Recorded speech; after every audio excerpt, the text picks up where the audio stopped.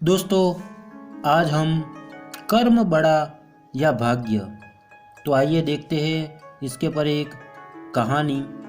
इस दुनिया में कर्म को मानने वाले लोग कहते हैं भाग्य कुछ नहीं होता, और भाग्यवादी लोग कहते हैं किस्मत में जो कुछ लिखा होगा वही होकर रहेगा।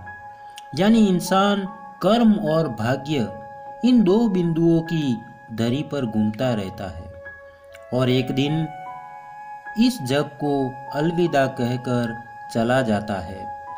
भाग्य और कर्म को अच्छे से समझने के लिए पुराणों में एक कहानी का उल्लेख मिलता है।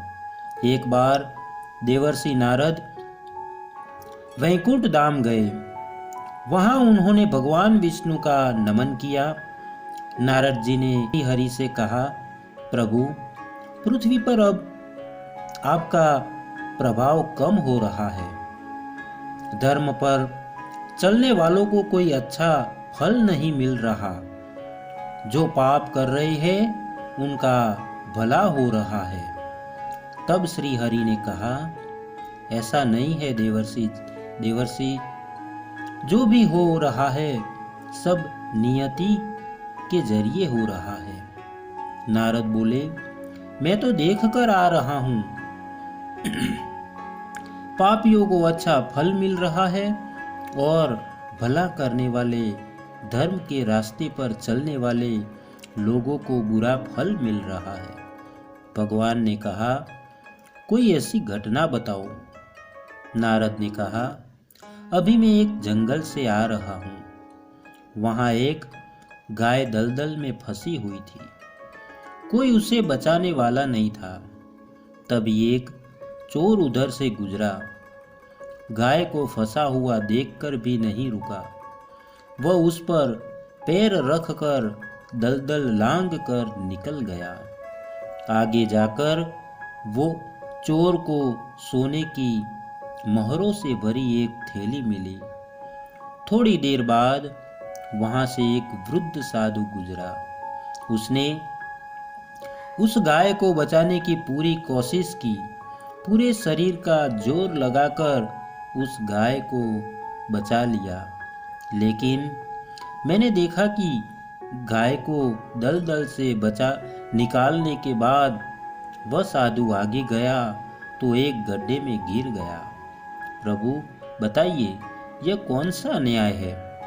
नारद जी की बात सुन लेने के बाद प्रभु बोले, यह सही ही हुआ।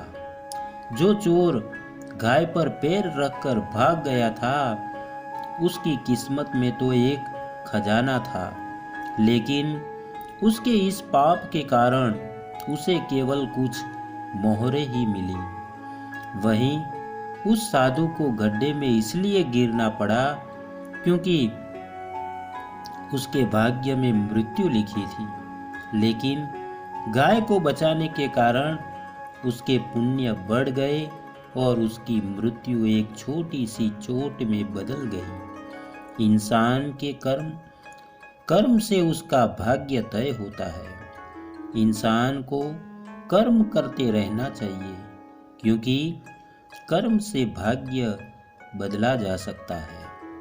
दोस्तों, आशा करता हूँ कि आपको यह कहानी अच्छी लगी होगी।